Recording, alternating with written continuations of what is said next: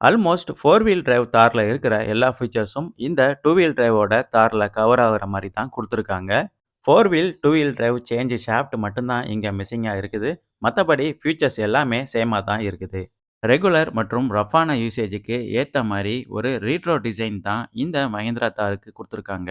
ஒரு of road வெஹிக்கிளுக்கு iconic design மற்றும் ultra modern technology குடுக்க முடியும் அப்படின்னா, அது இந்த மஹிந்திரா தாருக்கு மட்டும் தான். ரியர் சீட்டுக்கு ஈஸியா போற மாரி ஒரு டீசென்ட்டான ஸ்பேசியஸ் தான் இங்க குடுத்துருக்காங்க. ரெகுலர் யூசேஜுக்கு ஏத்த மாரி ஒரு dip and slide mechanism seats தான் இங்க குடுத்துருக்காங்க.